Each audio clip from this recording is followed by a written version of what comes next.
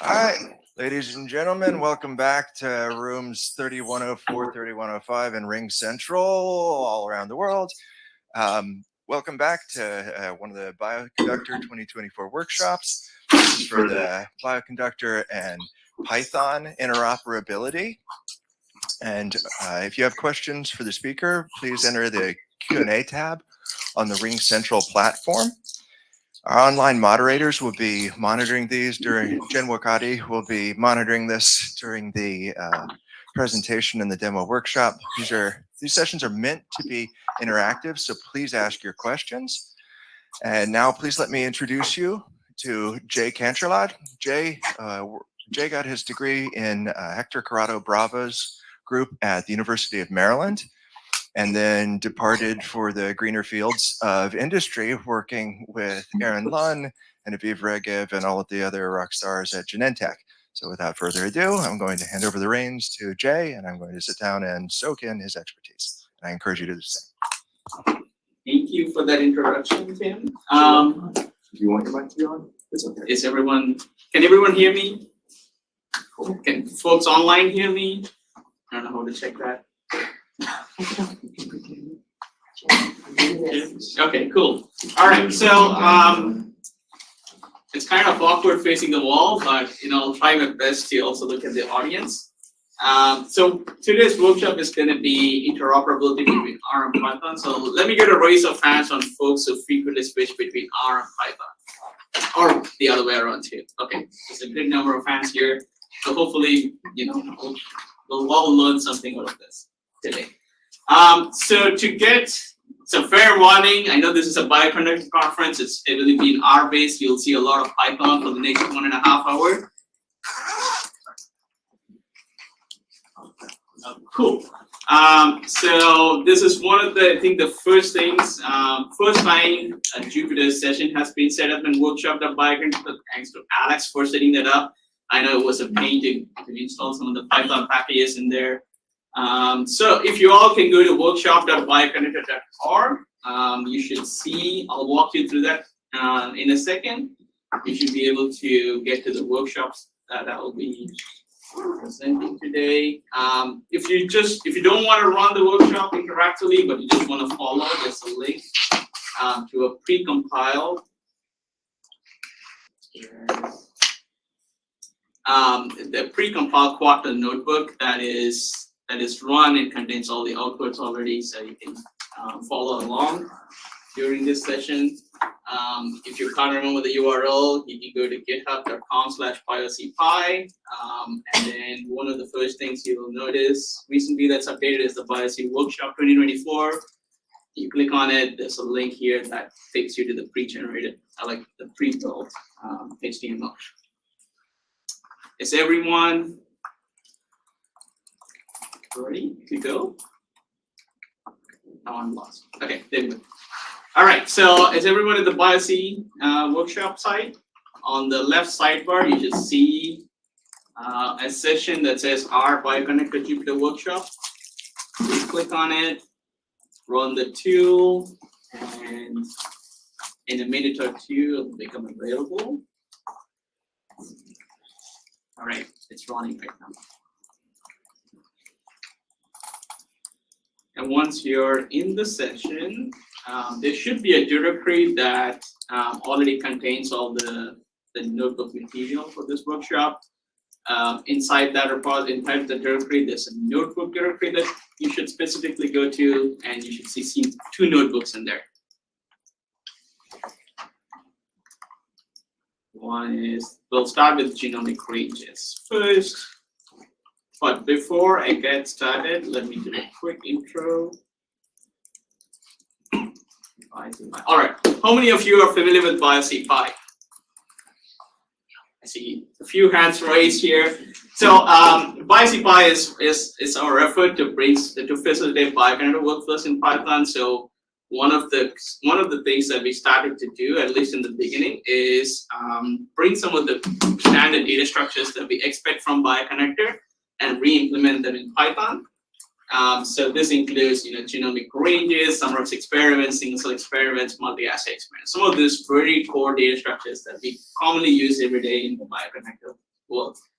And once we have these standard data structures, we started implementing some of the analysis packages, especially around single cell. So if you're familiar with SCRAN, in the bioconnector world, we have SCRAN-Pi, which performs the same single cell analysis methods using some of the C++ libraries that Aaron implemented. If you're familiar with single R to annotate cell types, there's a Python implementation of the single R algorithm as well. And you can annotate single cell types. So, quick Our question, focus, Jayaram. yeah.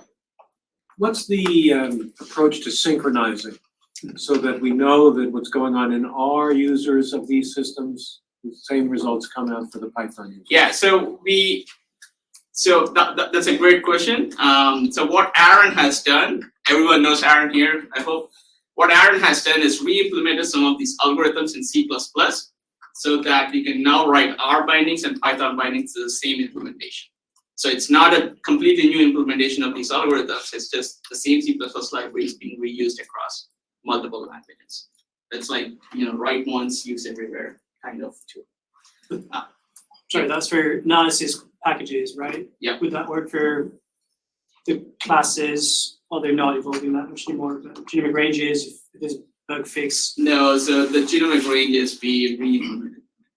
Okay, so Yeah. fully. Yeah, fully re-implemented. As it's a test-driven development. I took all the tests in the R genomic ranges package, moved them over Python, and then started implementing one of them, each of those functionalities. I'll walk through an example for this.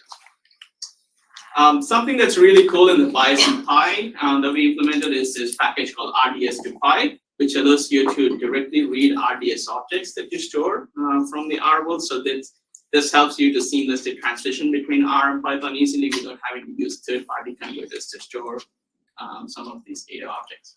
So for the purpose of the workshop, I'll walk you through some of these packages, not all of them today.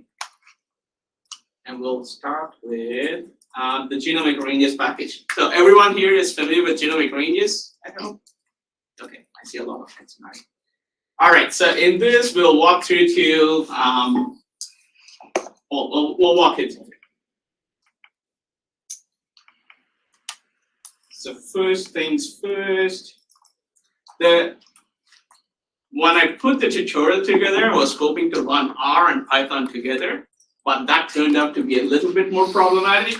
So what I've done in the notebook version of these snippets is we're only going to run the Python versions, but I'll walk you through how the data sets themselves are generated. So first thing, all right, what we do in the genomic ranges package is we'll download the human reference genome, but we can do this in two ways.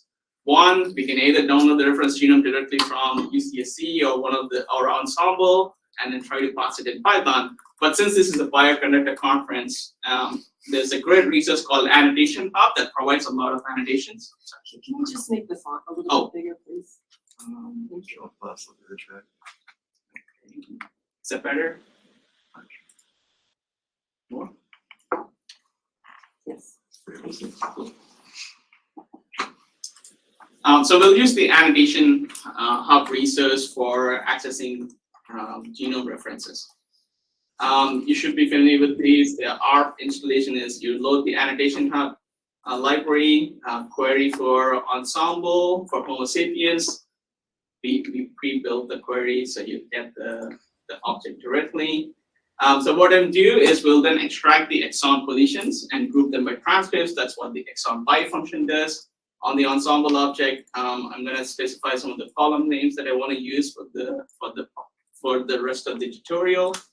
So this includes exon IDs, transcript names, gene names, or gene symbols. And finally, I'll save this object as an RDS file. So if you're following the tutorial, your directory should already contain the RDS file as part of the package, but that R snippet was the one that was used to save that RDS file. So this is where we start. From the rest of the tutorial is completely in Python. There's no more R anymore. All right, so first we load the genome annotation in Python. As I mentioned before, we have a package called RDS2Pi, which is Aaron has implemented a C++ library that can read RDS objects. And one of the nice things about this is it can actually also read S4 classes. which allows us to read some of the complex structures that most of the bioconnector objects in various programming languages, right? So we wrote the Python bindings to the library. Currently, it's a two-step process to read an RDS object. The first step is to read the object itself. There's a function called read.rs, and I'm pointing it to the RDS file that I have in the directory. And when I explore it, I notice that the object will always have these 4 keys. You get a dictionary back, and the dictionary will always contain these 4 keys. The first is the data. So if the object that you stored in the RDS file is a scalar, the data contains the value of that object. If it's a complex object that is coming from an S4 class or another R or bioconnector package, it'll tell you what the package name is, it'll tell you what the class name is, and since it's a complex object, it'll contain attributes and then the values. And so it's a recursive dictionary that contains all of this. So this particular object is a compressed GRanges list. So that's pretty much what I'm printing in this section.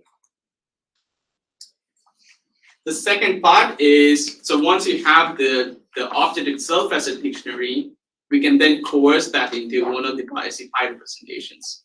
And so since this is a GRanges list, we have a function called ask_GRanges list from the RDS2Py package. And I'm passing in that KG38R object that I just parsed. And when I run this, you should get a GRanges list object with 5,000 something ranges. Here's my last question. Yeah. Jay. The metadata you took about the RDS includes a package and a class name. Yep. Have you thought about the version of the package? Because the classes can change in their structure from version to version. That information is also available in there. I'm just not. Okay. We just don't use it right now. Yeah. But that information is available in the parsed object.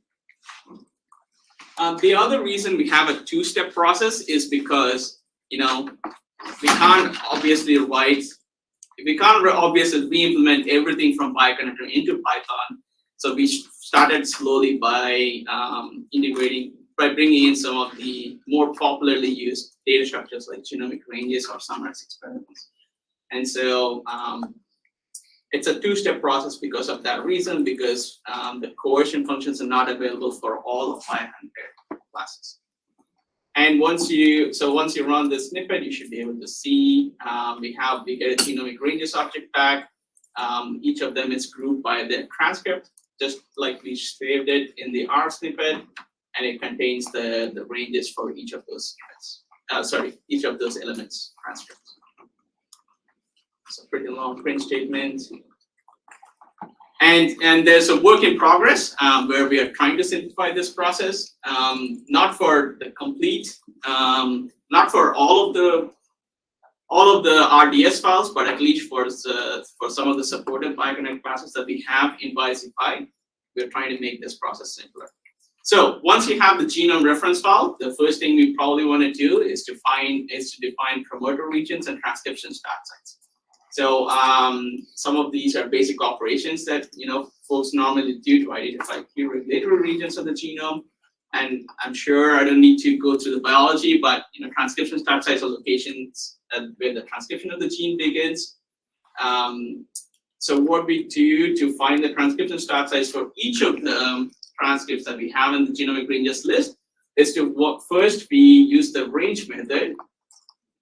One thing I wanted to specify, one step back, we're also moving from a functional programming language to an object-oriented programming language, which is why we have the class dot notation to access some of the functions, but the name of the functions and the parameters should more or less be the same, very consistent with the BiocConnector implementations. We try to make sure that in terms of usability, when folks switch back and forth between some of these classes, it's easier for them to use these data structures.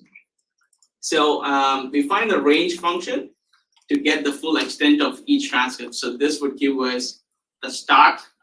This would give us one range per transcript, which is the start of the first exon and the end of the last exon. So once I run the range function, we'll exactly get one genomic range per element for each transcript. That's a full extent of each of these. Now we can simplify this by using what we call as an ask genomic ranges function. This is very similar to the unlist function if you use in R or bioconnector. We just don't have an unlist generic in Python, so we added an ask genomic ranges function that will convert that genomic ranges list into generic ranges. So that should give you a genomic ranges list, but it has 5,387, which is the same as what we've seen before. That's the number of transcripts in this object. So to compute the transcription start size, we then use the resize function, which we resize it to a width of 1 by fixing the start, which should be, if you're running this in the R world, you would call the resize as the method. You're passing your G-range subject, but you're still passing the same exact parameters. So then we get the transcription start size for each of the transcripts in our G-ranges, object. So that's one object we're going to save. Second is going to be, we'll define promoter regions. We use the default parameters, which for defining a promoter region, which is 2000 base pairs upstream and 200 base pairs downstream of the transcription start site. You can change this definition based on the analysis that you're doing, but I think this is a very commonly used range for capturing some of the important regulatory elements.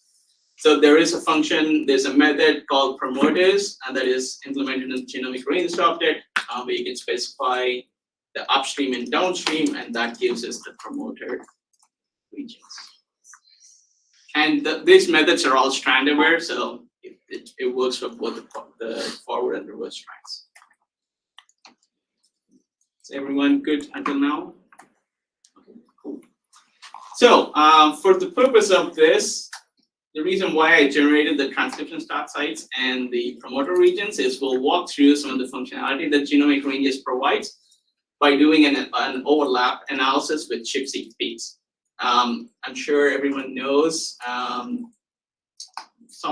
most of the common operations that folks do is to compare overlaps between the genomic features of interest with your experimental data. And so one of the chip-seq data sets that I'll be loading in this tutorial comes from ENCODE. This is run on a human B cells to identify the EZH2 protein binding sites.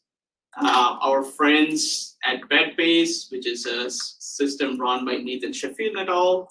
From the University of Virginia, they make some of these data sets readily available for use in analysis.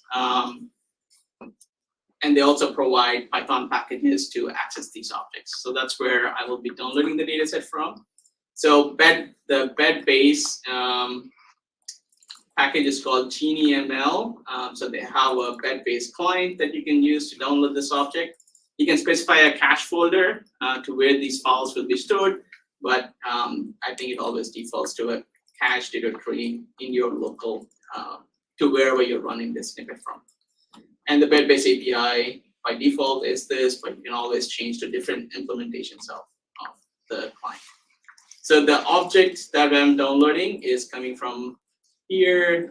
That's that ID for the bed file that they provide. Once I run this snippet, it should be downloading the bed file.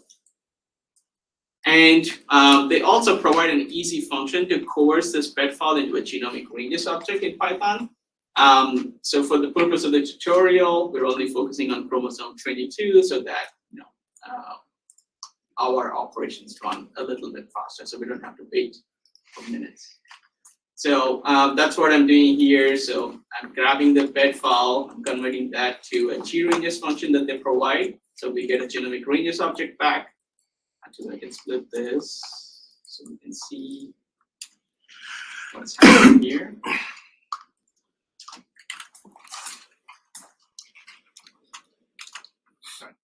So we get a genomic ranges object back, but this is the full peak file. What I'm doing is I'm limiting it to chromosome 22 to keep our operations faster, but you can run it on the full chromosome, on the full peak file if you want. So the peaks object, we have a get seq name function that will give you all the chromosome identifiers for this from this peak file, and I'm only keeping the ones that are chromosome 22. So if I click on it, you'll see that I dropped from 130,000 something ranges to 1,400 ranges just within the chromosome 22.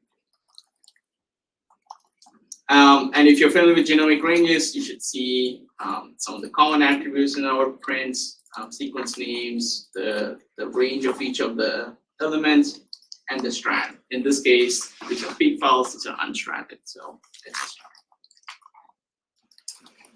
So, any questions so far? Any questions online? What's this? All right, so one of the first things we'll do is to find overlaps with transcription start sites with our peaks. So we're identifying ChIP-seq peaks that overlap with our transcription start sites. Hopefully this will help us understand if the protein of interest binds to or tend to bind to the start of the genes which can, suggest a role in transcription initiation. So there is a find overlaps function that is implemented on the genomic ranges class. So we take the peaks file for chromosome 22 that we filtered earlier. We use the find overlaps function to find all the peaks that overlap with any of our transcription start site set object that we generated earlier. So what you get is not a hits object. If you run this in Bioconductor, you usually get a hits object back with your subject indices, your query indices. We don't have a hits class currently in Python, but there is a plan to implement the hits object. So what you get right now is a list of indices, and for each peak, it'll tell you which transcription start site that peak overlaps with. So in this case, there's nothing really in the first 30 because they don't overlap. So that's why I was only printing the 30 to 40 indices to show that there's a peak that overlaps with the 1100, the 1000 something transcription start site here. So ideally what you would do is we iterate through this list. We combine all the individual lists and we get all the indices and print the indices here.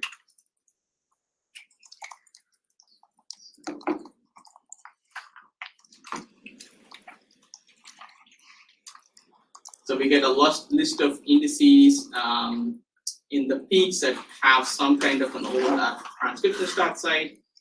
And what we then do is we filter our original peaks object by the list of indices. So that should really give us a smaller genomic ranges list with only containing the peaks that overlap with any of the transcription start sites. So we have 75 peaks that overlap with transcription start sites.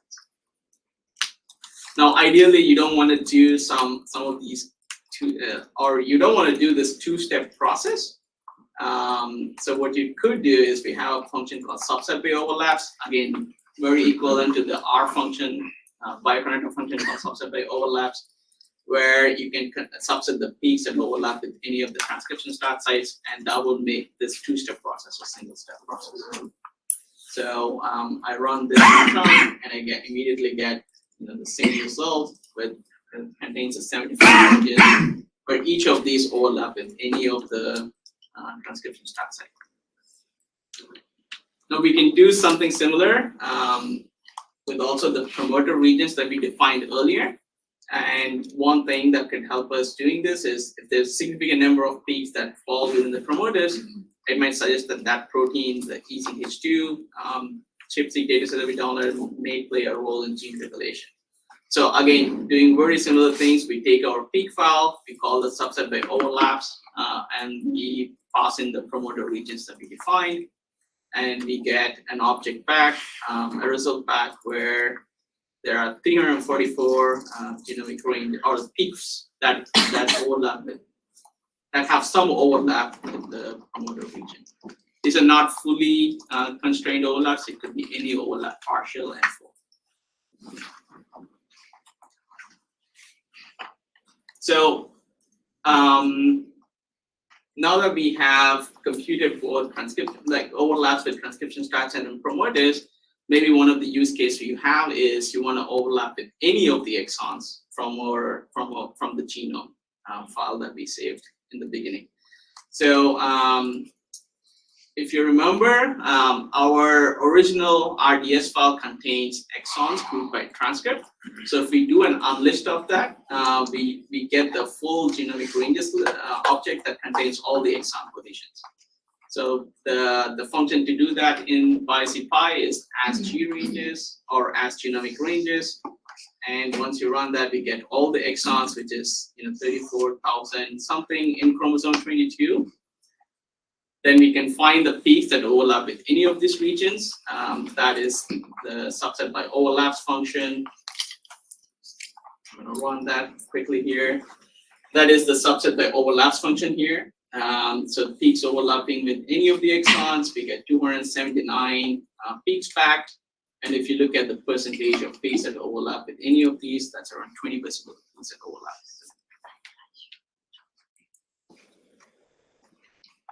Any questions so far until now?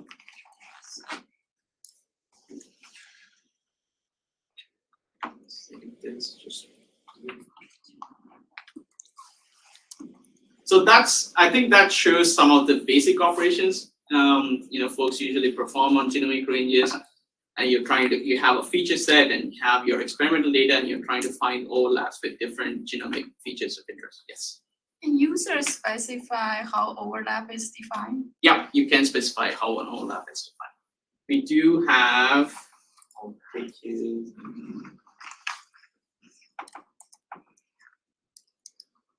So the genomic ranges package, we have documentation published for all of them. And more to reference. You can specify query type. So any is any kind of overlap, which is good. You can also specify that the overlaps must be at the beginning of the interval. You have end or within, which is fully contained within the interval that you're looking for, within the range you're looking for. And these are very similar to the BiConnector implementation. The one change you do notice is we switch to underscore, the snake case notation compared to camel case. That's very common in R, but the snake case is more common in the Python. And so if you have multiple overlaps, you can also specify which one to select. By default, all the overlaps are selected. So when you look for specific overlaps, you get a list of indices back that overlap between your first and the second objects.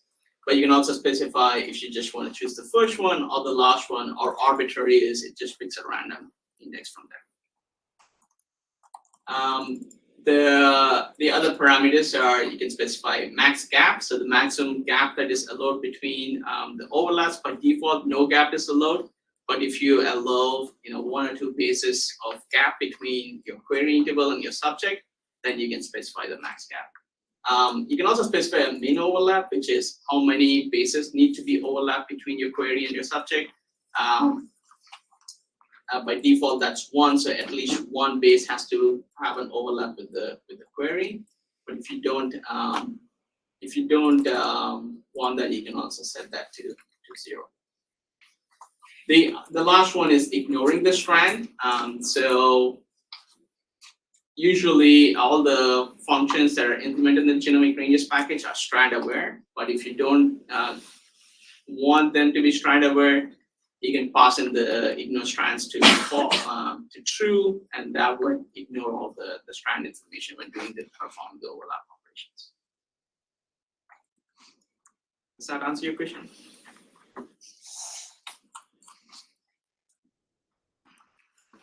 Here. All right, so I'll switch gears a little bit in doing some of more complex operations that are used in genomic analysis. So first is to compare exonic versus intronic binding with the ChIP-seq experiment. So there's two ways to define intronic regions. First is you can define introns for each gene.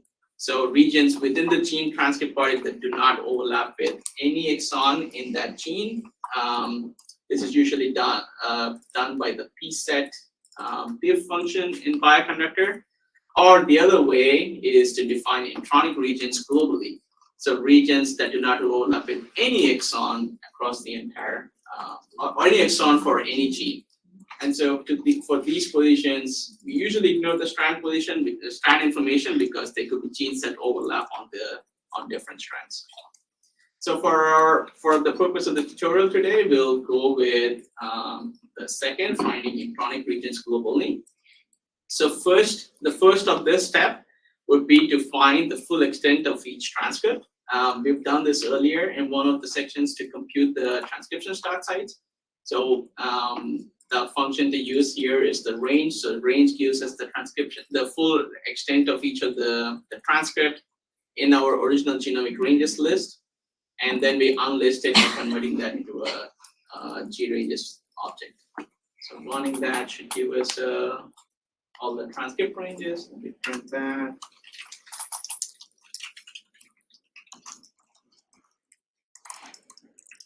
So that should be our 5,300 transcripts for chromosome 22. Next, we use the subtract function that removes regions that overlap with any of our exon positions. And since we're finding the intronic regions globally, we use the ignore strand because we're trying to look at the genes that overlap between both the forward and the reverse strand. And this implementation is very similar to the bioconductor implementation as well. So there's a subtract function where you pass in all the exons. We're passing ignore strand equal to true. That gives us, for each genomic element, it gives us all the regions that do not overlap with the object, with the query, and then we convert that into a genomic ranges list by unlisting it using this function. So that should give us a list of all the intron regions. Takes this one, it doesn't. Oh, there you go. So that gave us 5,400 intron regions. Now we can perform the same operation that we've done before. So we can find the peaks that overlap with the exons and with the introns. So using the subset by overlap function with the introns, we run that. We have around 1,000 regions or 1,000 peaks that overlap with the introns. And if you look at the percentages, there's around 20% of peaks that overlap with the exon regions. There's around 70% of them that overlap with the intron regions. And you might wonder they don't add up to 100. That's okay because we found intron regions globally across the entire genome, across the entire chromosome 22 by ignoring the strand information. So that's probably why we're a little bit more restrictive on the intronic regions. But if you perform the same operation by just computing the introns for each gene, then you might, the percentages will probably match up to 100. But that is also probably not guaranteed because it also depends on how wide your peak width is. So if your peaks are very wide, that go beyond both the intron and the exon, then it's double counted for both those regions. But ideally, for what I've seen folks usually do is, as they are annotating their peaks, they filter out the peaks that are already annotated based on some preference. For example, if you prefer peaks that overlap with the transcription start sites as your transcription start site as your first preference, you first annotate your peaks with transcription start sites. Then with the remaining peaks that are not annotated, then you overlap them with the promoters, and then you filter them out, and with the rest you continue down the analysis. But that depends on specifically what type of analysis we're doing. So that's a slightly more advanced example or complicated example. This one is also slightly advanced, we don't have a rationale for why you want to do this, but we thought we would put this in case you want to perform more complex operations on these genomic ranges objects that we've implemented in Python. So what we're trying to do here is we go back to the original object that we started reading from the RDS file, that is the byte transcript object, the exons that are grouped by transcript. What we want to do is to find overlaps, find peaks that overlap only with the first exon. So what we do is, if folks are familiar in Python, a common way of iterating through objects is using the for in notation. So byte transcripts, we add another snippet here just so we're aware of what byte transcript is. It's a genomic ranges list. So each list has a genomic element and all the exons within that element. And so what we are doing is the same thing. We are iterating through each list ID, which is the transcript name, and then this shouldn't be GRL, it should be called GR, and then the genomic ranges that are contained for that element. If the strand is reverse strand, then we sort all the regions, the genomic regions, and then we get the last region or the last exon. Or if the strand is forward, or if the strand of information is not available, we sort the entire genomic ranges object and we get the first exon. That way, we're always getting the start of the transcription, the start region, the first exon in each of the transcripts, for each of the transcripts. I'm not going to print all of it, so I'll print the first three objects. So each of them is a genomic ranges, and they should contain exactly like that.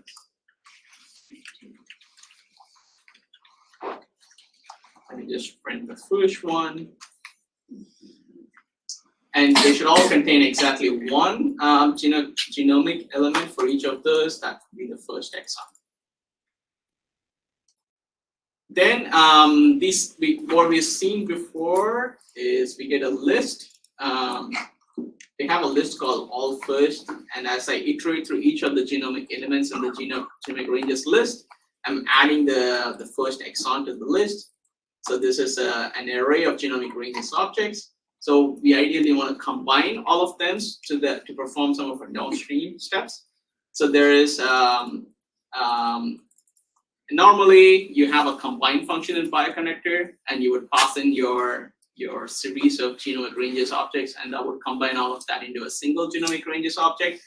What we have in BiocPy is this package called BiocUtils, which kind of implements some of the commonly used generics that you usually find in Bioconnector. And one of these is the combine sequences operation, which performs very similarly to the combine operation on genomic ranges. The combine sequences is for combining one-dimensional Bioconnector classes. In our case, a genomic ranges object is a one-dimensional object over ranges.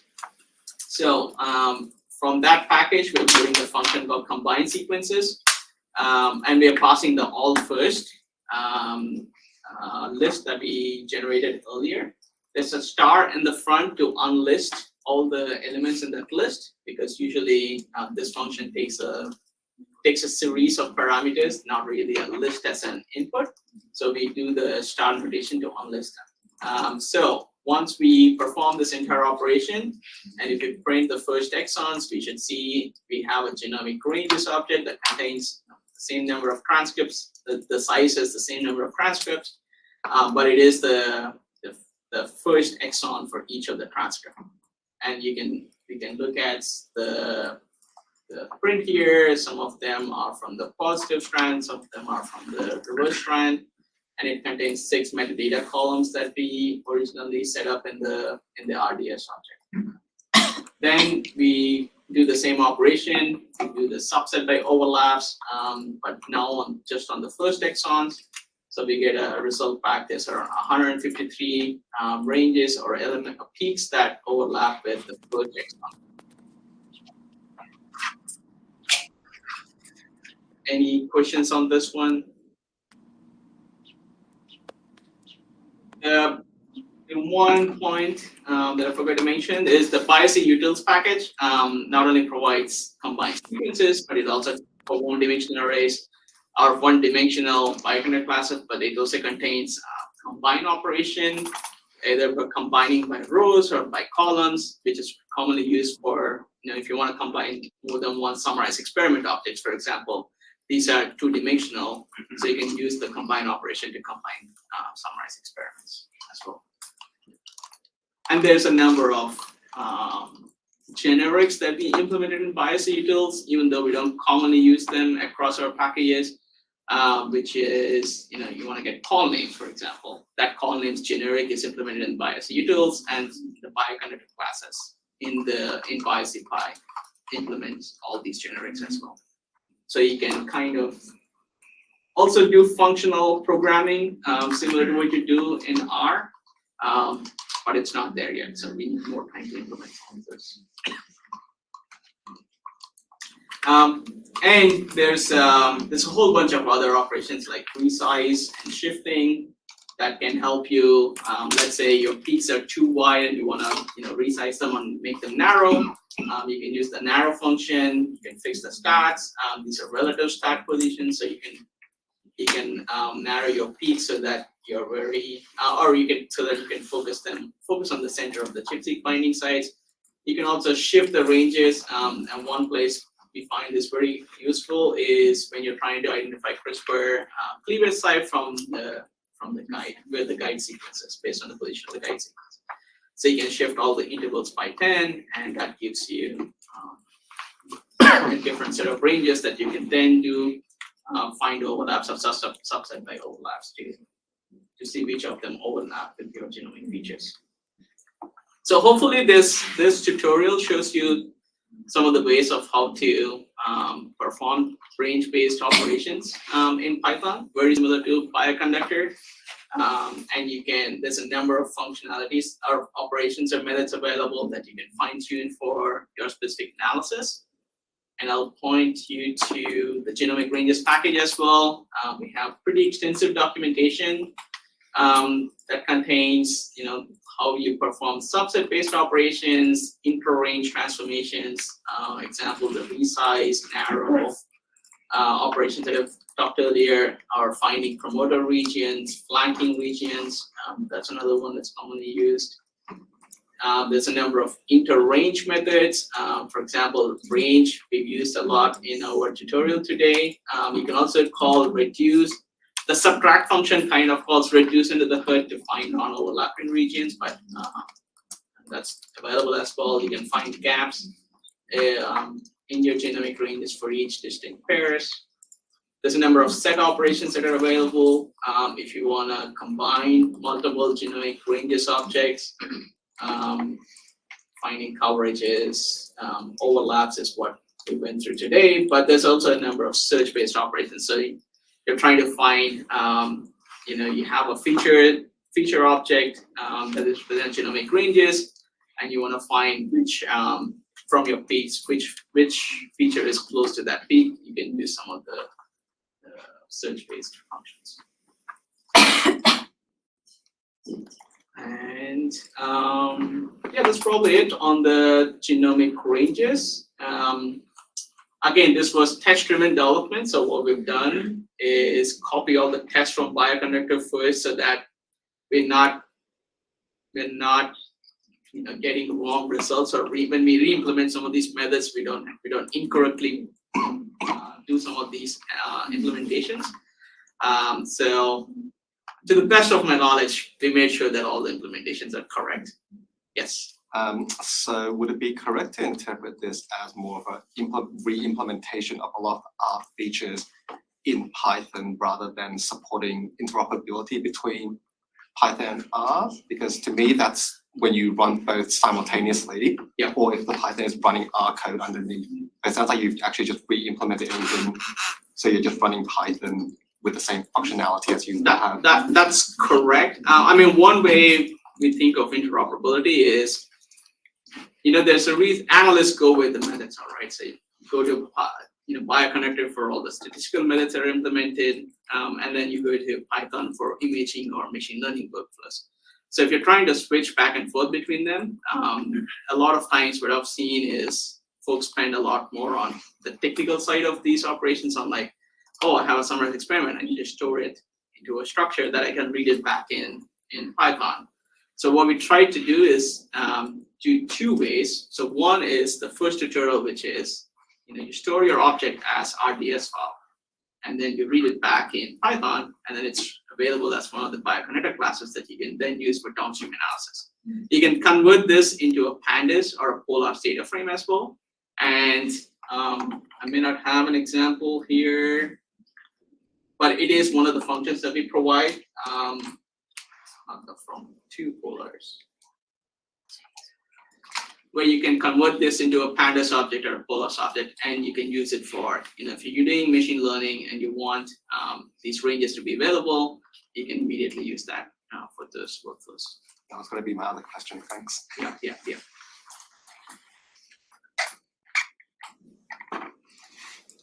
So I think that ends the first tutorial. I did leave a few exercises at the end of the workflow. So one, our original object is split by transcript IDs.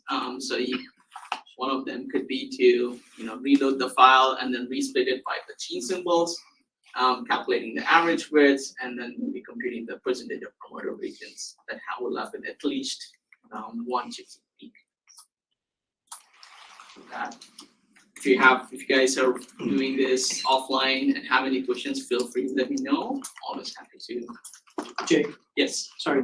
Coming back to that question, have you gotten in touch with the PyRanges people?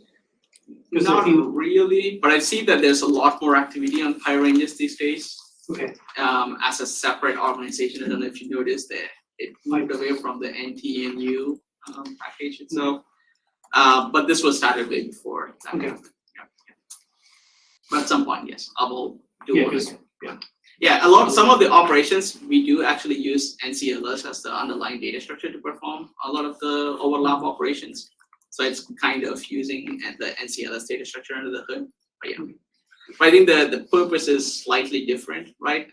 We want to make transition easier for folks coming from R to Python, and then still be in a familiar landscape of methods and operations, rather than having to use or learn a completely new set of vocabulary and grammar to perform their operations. The main change is you go to a snake case, which is underscores instead of everything else, and the dot notation there. Yeah, but that was one of our important considerations when we were rebuilding the classes, is the usability side of things. I know Vince mentioned DX and not IX, but the other one I'm forgetting. The user experience and the developer experience is to keep the parameters and the arguments and the function names as consistent as possible between PyCPy and the bioconnector classes, so that there's not a lot of overhead when you switch over between these two.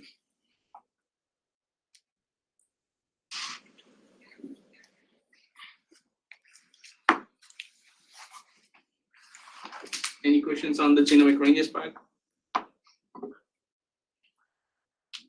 If not, I'll switch over to the second tutorial. So going back to the language agnostic, the interoperability. The first one is you're storing your object as RDS file, and we're reading it back in Python. And you can do any downstream analysis, but we showed what you can do with the genomic ranges package in Python. The second one is more commonly what we use internally at Genentech, but we open source all of the libraries around this. Is so often you have single cell experiment objects or summarized experiment objects that store single cell data or bulk RNA-seq data, and we have a lot of collaborators that want to build machine learning models on top of them, or do some kind of downstream analysis once they can access these data sets in Python. So what we do here is we store these data sets in language agnostic formats. And we have the functions or methods implemented for most of the bioconductor classes. So a lot of the commonly used bioconductor classes can be converted and stored in a language agnostic format. And we have libraries both on R and Python and JavaScript if you are going to be on the cutting edge to be able to load these objects into your applications or these data sets into applications. So some of these specifications of how we store the data on disk is in this repository called ArtifactDB. So feel free to check that out later. But what I'm going to showcase in this tutorial or in this part is we're going to load a data set that is stored in a language agnostic format, access it in Python, and then use the single R algorithm to annotate the subtypes for that data set. And that kind of gives you a flavor of some of the workflows that you can run by storing these data sets in language agnostic format. All right.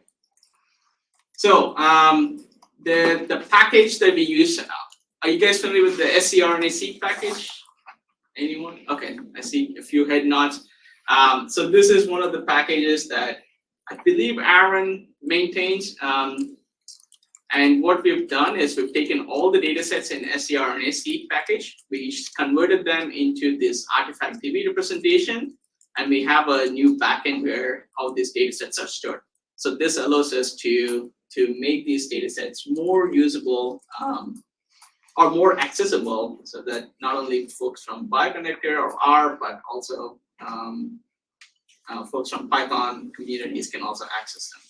So we have a bunch of packages that we've written to support some of this. That would be in Python, you would install the scRNA-seq package, again, same name. Again, CellDex, does anyone know what CellDex stands for?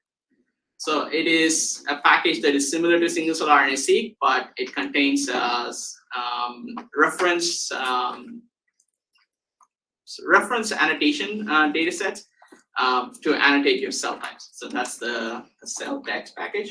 And the single R package should be the same as the single R package in Bioconductor that has the method to map your data set and to your reference collections.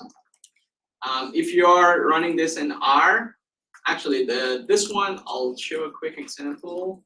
What is this?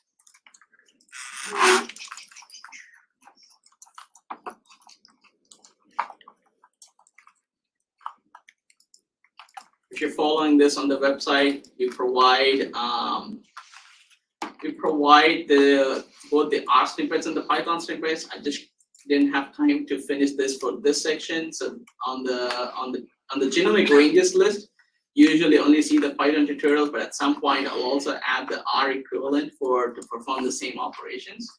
But here you'll notice that all of these have both Python and R, so that you can run the same workflow both in R and Python.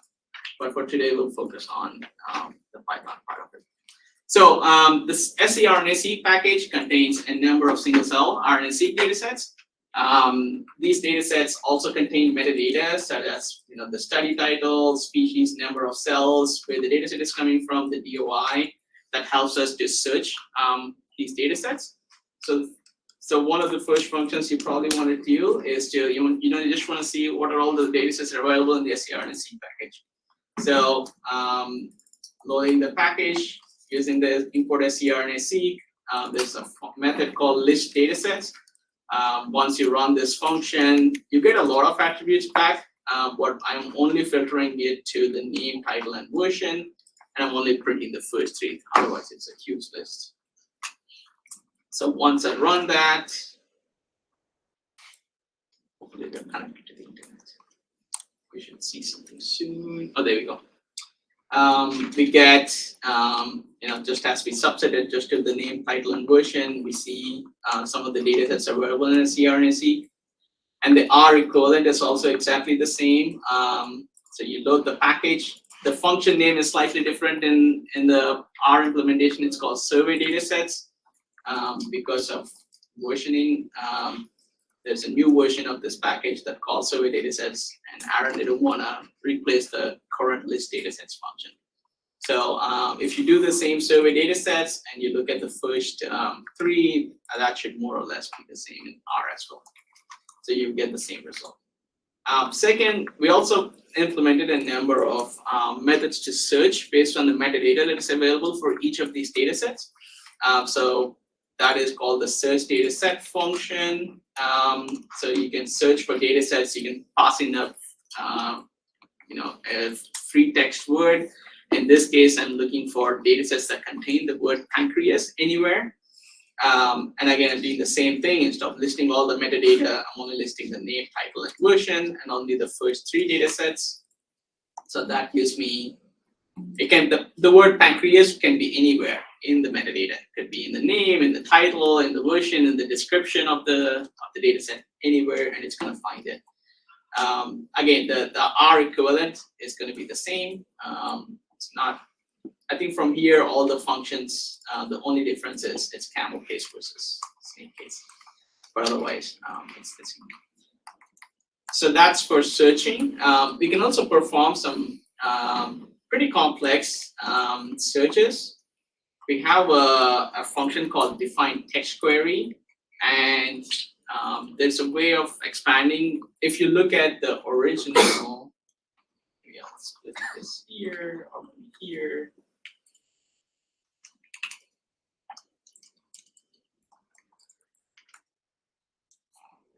And I'll print dataset.columns.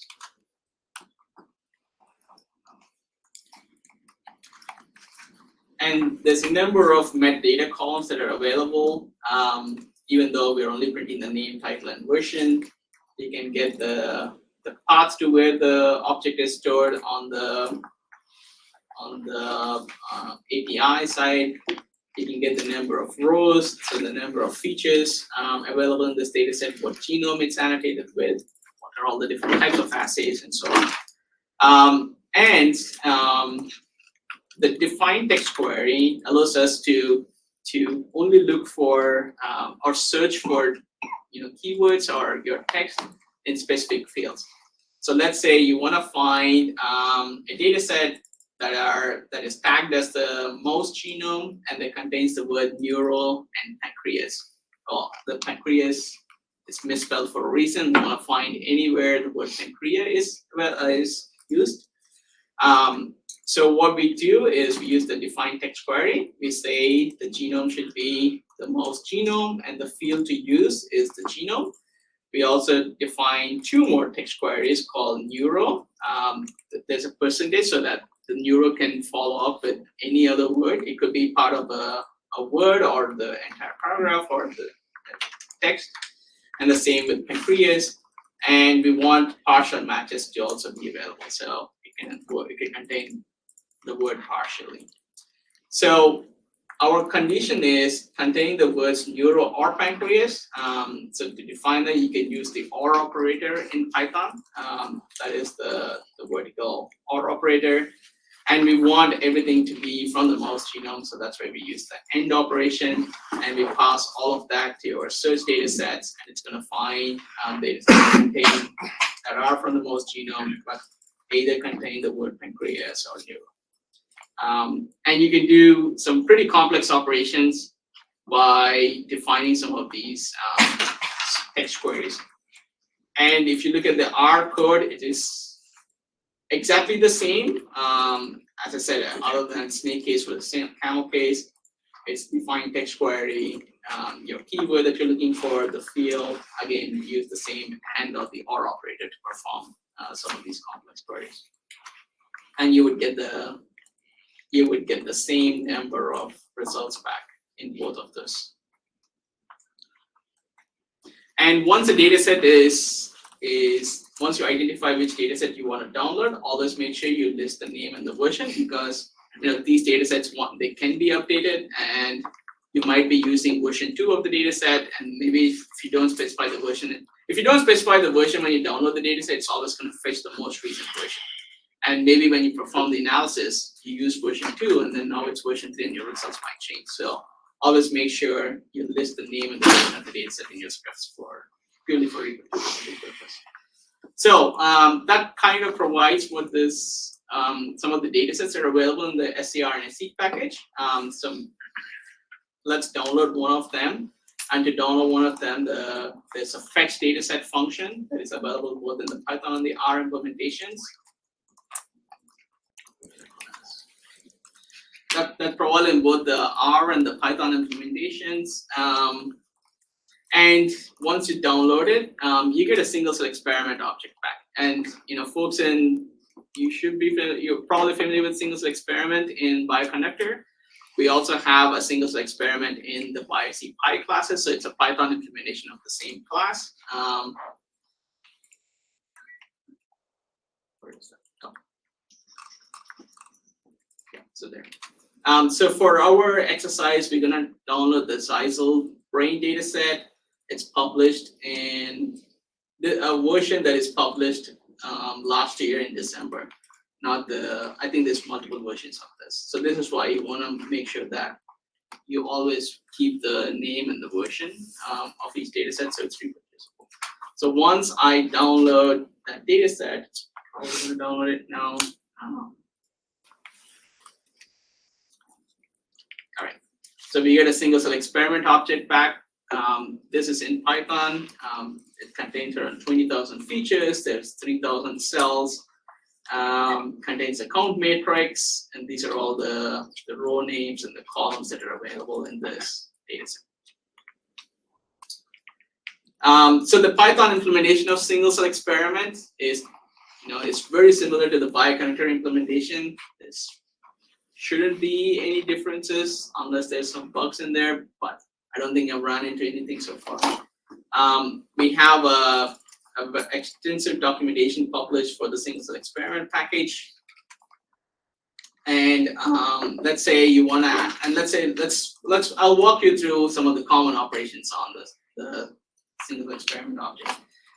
One thing to note is on the more experimental data classes, we have getters and setters. This is usually put in place because when you use the property-based notations like this, and you use the same object in multiple structures, and you modify one, it has effects in other places where you use the same object. So we usually have getters and setters that help you extract some of the entities out of the object. So there's a function called getAssayNames that will give you all the assay names from the object. Let's say you want to access the cell barcodes or the IDs. This is usually the call names on the summarized experiment. So you have a get column names function. And for simplicity, I'm only printing the first 10 names here. So that should give us the barcodes of the cell IDs for the first 10 cells. You can also use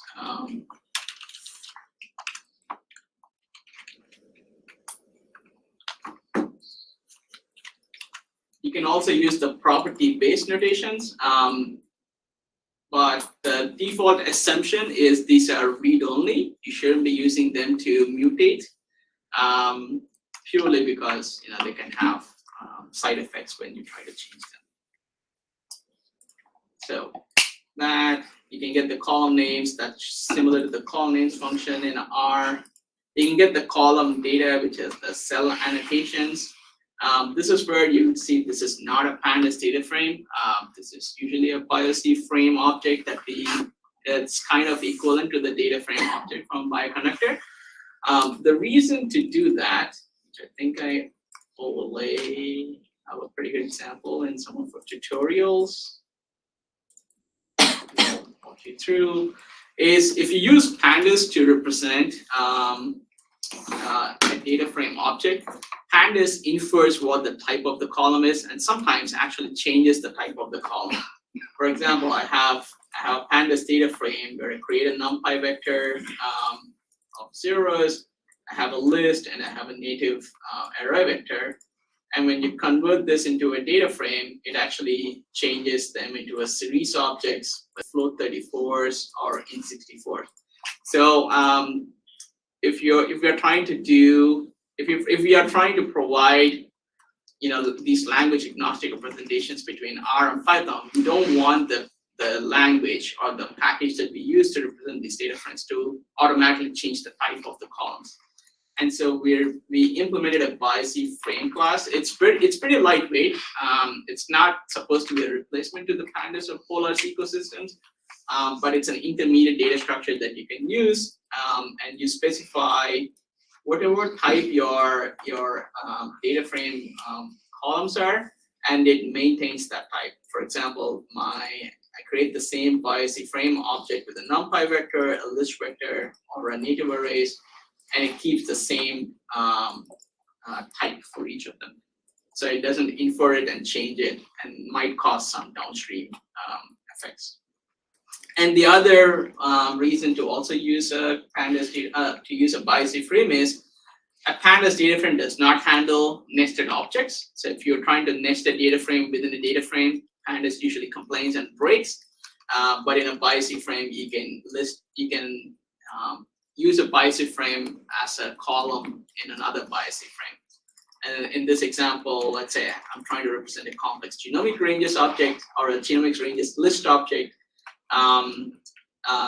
that contains ensemble IDs, symbols, and ranges is itself another data frame that contains the start and end regions for each of those are. So you can get pretty complicated. You can create some pretty complex nested data frames here. So coming back, so that's another reason why you get a BiocPy frame. But as I mentioned earlier, you can convert that into that.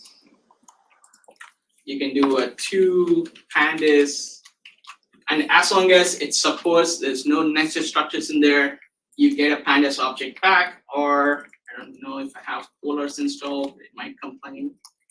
If I don't have polars, yeah, I don't have the polars package installed. But we forgot to install polars in the container.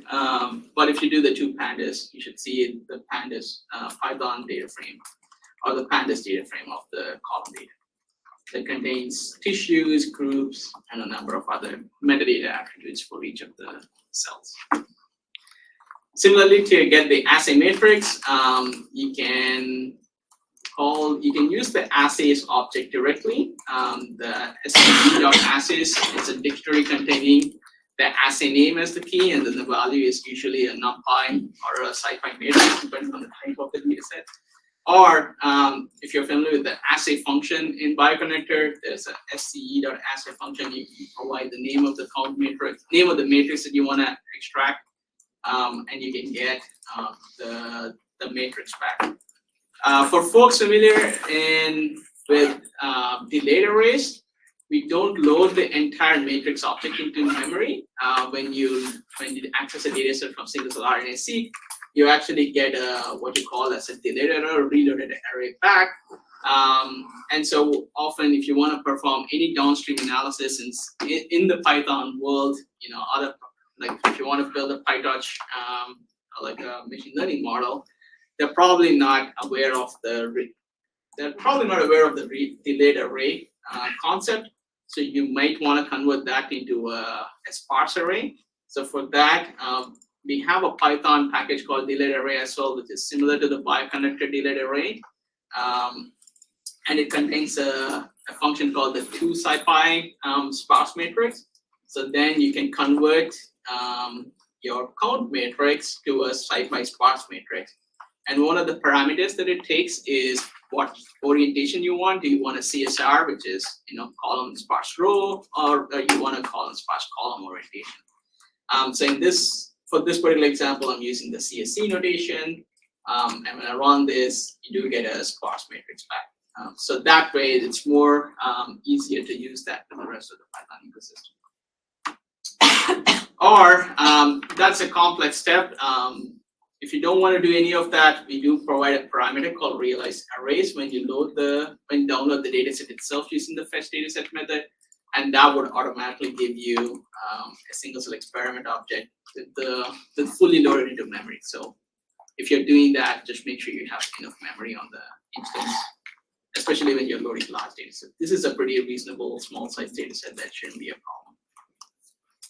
And if you want to use other packages or analysis methods that are available in the Python ecosystem, like SC versus AND data, we also provide provisions of the single cell experiment object to AND data. So using the to AND data function, you can easily convert that into an AND data object and then run any of the methods from ScanPy to do your analysis.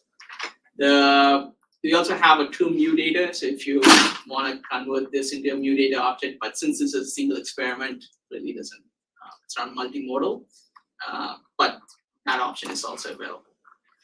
So that provides a summary of the single cell RNA-seq package. So now we can get to the core of this tutorial, which is annotating the cell types. So to annotate the cell types, usually you want to use the single R algorithm, but you also want a reference dataset to annotate your dataset against. So that's what the CellDex package contains. So the CellDex package contains reference expression datasets that also contain curated cell types for each of those expression profiles. Which is it again uses the same structure as the scRNA-seq package, so it stores data in language agnostic formats, so that these are accessible for downstream analysis. So since we downloaded the Zeisel brain dataset, it's a mouse dataset. We will use the mouse RNA-seq reference from the CellDex package.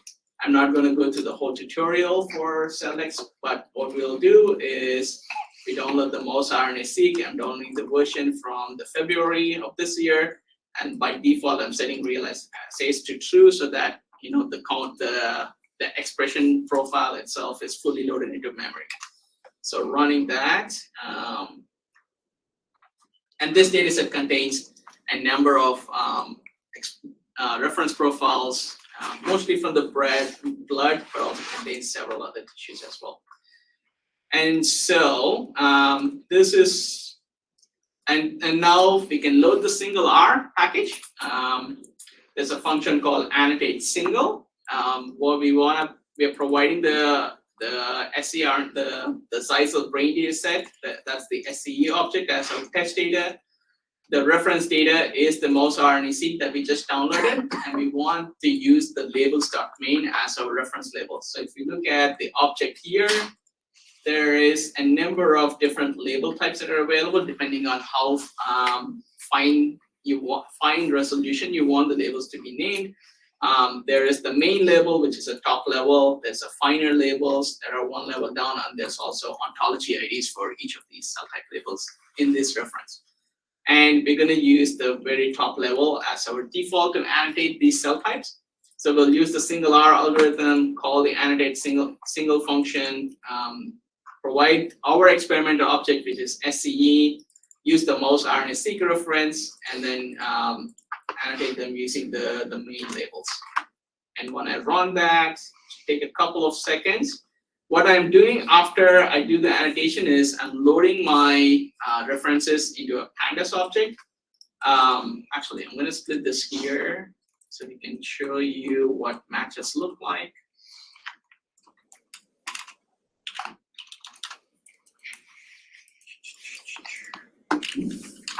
So matches is actually a BiocPy frame object because it has nested data structures. Actually, this one doesn't. So it's a BiocPy frame object. It has 3005 rows, which is the same as the number of cells in our data set. And it contains 3 columns. One is the best match for that particular cell. Second, it contains the score. So the score is taking each of your cell and comparing it to the reference from the mouse RNA-seq, and everything has a score, so it gives you a score of for each of the cell types in the references. And usually the best is always usually the first one, and the delta difference is the difference in the score from the first match to the second match. So if the difference between the first match and the second match, if the delta is too small, you probably want to it's not really that, what do you say? It's not really stronger on the first preference. It can be either the first or the second. So I'm converting the matches of the best. I'm just looking at this column, the best column, converting that into a series object, and then calling the value const that will tell me for each of the cell types in my data set that it annotated with how many cells fall under each of those. And we can see that this is a brain data set, so it's good that we see some neurons, oligodendrocytes, astrocytes. So some of these are, brain-related cell types, and most of them around 3,000 cells, close to 2,000 something are tagged as brain cells. And you can run the same function in R. I think I've been skipping on some of the R snippets for a while now. So finally, I think we're almost at the end. Hopefully I'm not taking too much time. Something we've been doing, trying to be consistent, is what Aaron has done is take a lot of the single cell methods that are available in the SCRAN library in Bioconnector and convert them into C++. And because they are implemented in C++, we can then write bindings to these libraries using RCPP, and that powers like the single R, the SCRAN, and the scatter packages. If you guys are familiar with our application called Kana last year that we also published, we also convert them, compile these C++ libraries to WebAssembly through mscripton. We have a JavaScript package called scran.js that also lets you, build applications, and you can actually run the same single cell analysis in the browser without any backends. And now you can also run the same methods, through Python. We're changing this to Python relevant, but that's for developer focus. And you can run it on your BiocPy classes and have the same implementation. So we have a scran.py package that implements some of the single cell workflows that is described in the OSCO book, for example. A lot of these come from the OSCO book. So you can run the same workflow that is described in OSCO book through scran.py.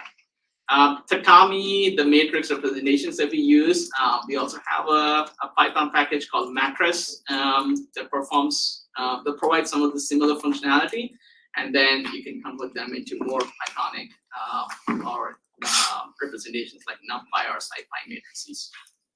So what I'm gonna do is I'll take the Zyzal brain dataset, which is this SCE variable, and I'm gonna run it through scran.py and analyze it. So it takes a couple of minutes, hopefully not a couple of minutes, less than a minute. And all it's doing is it's using the default parameter choices, and it's just running through the entire similar OSCO book workflow for analyzing the single cell RNA-seq data. And results is usually, split this, and results is usually pretty complicated, so I'm not printing the whole thing here. It's also not really readable in this format. But what it contains,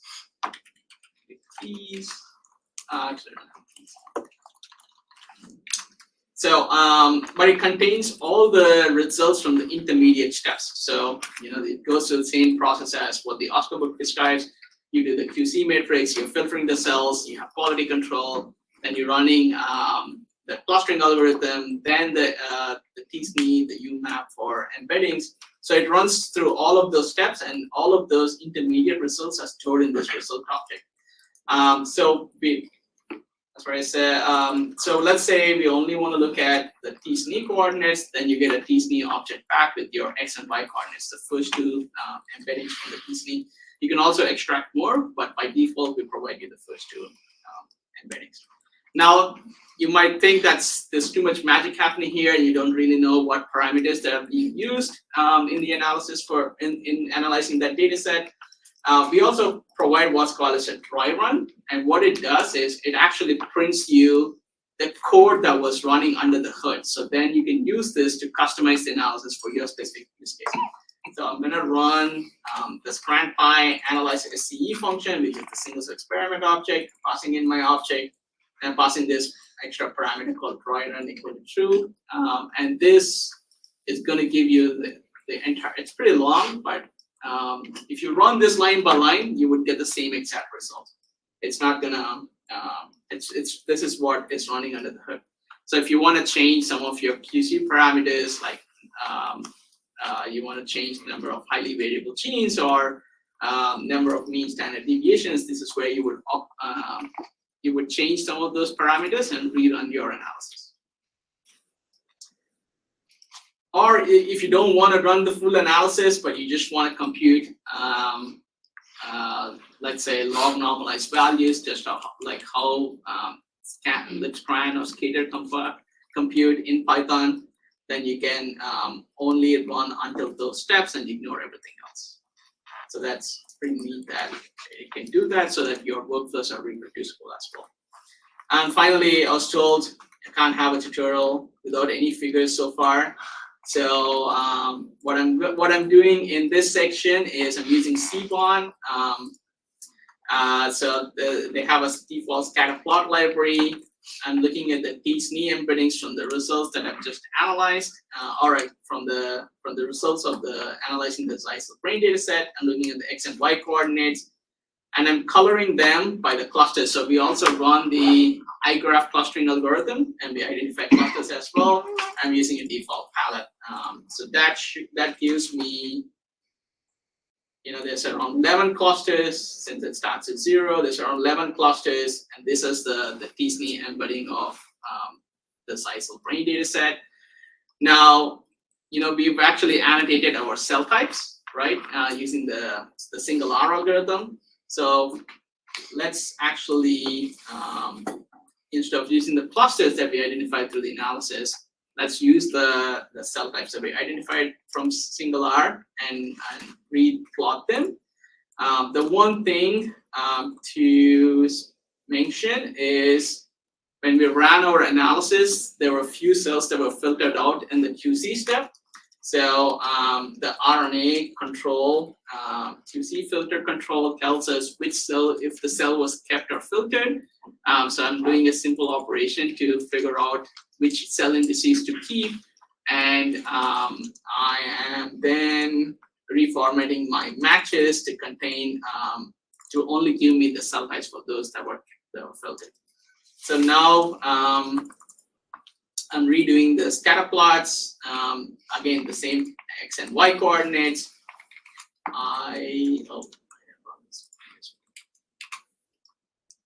But now instead of coloring them by the clusters, I'm plotting them based on the cell types that were identified.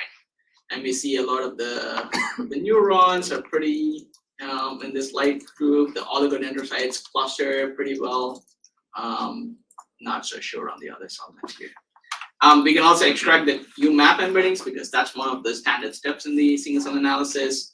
So there's an object called UMAP. Running that, we should be able to access the first two embeddings from the UMAP algorithm after running the UMAP algorithm, and then that's the dimensionality reduction for this data set. Again, coloring them by their cell types that we identified. Yeah, that's probably it. I think one of the cool exercise I thought I would have time to show would be, running the analysis in Python, then switching to Kana, which is our front-end application for exploring the results. So you can do that. You can save your object as H5ADs, and Kana can open your H5AD objects and load them into the web browser. Kana can also load your RDS objects because it also implements the RDS2Py package in the browser. So you can load both your BiocConnector objects, either from R or Python, into the browser and continue with your analysis. So the browser is more efficient here for exploration of the results that we found. That ends my two tutorials. The last thing I have is, again, thanks to, this is a lot of work from a number of people. Aaron, who a lot of time implemented the C++ code because I'm not a great C++ programmer. And there's a number of other folks, Kevin, JP, Michael Lawrence, and Hector, who helped us in some of these efforts. Vince has been a great collaborator in some of these efforts, and Nathan Sheffield from UVA, they're building the pet-based.org, has been providing us a lot of feedback in some of the BiocPy classes as well. So reach out if you're interested in collaborating or if you have any feedback. But a lot of the packages are open source. It's available on GitHub. So thank you.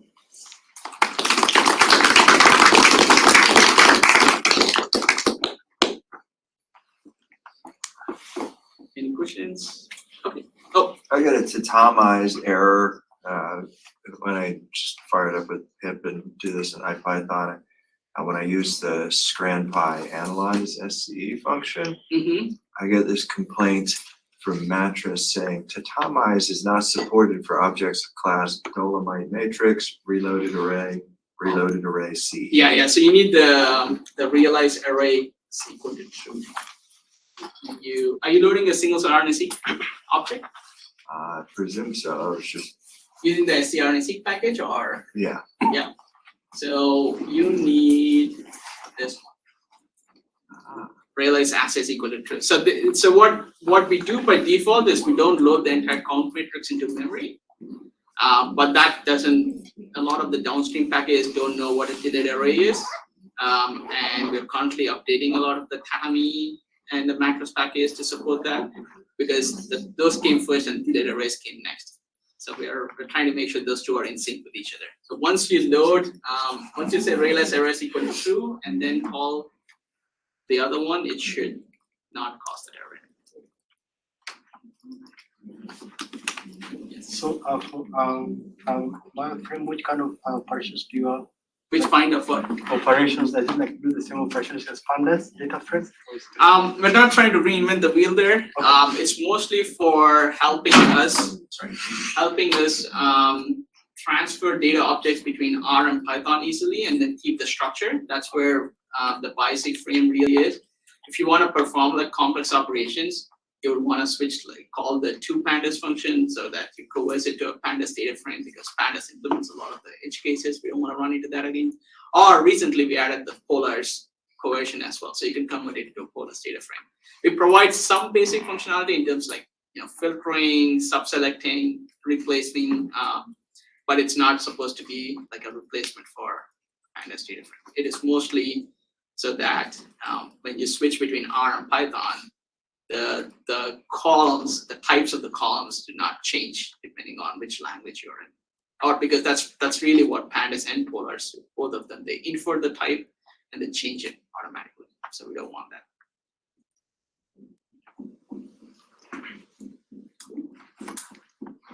Any other questions? All right. Thank you.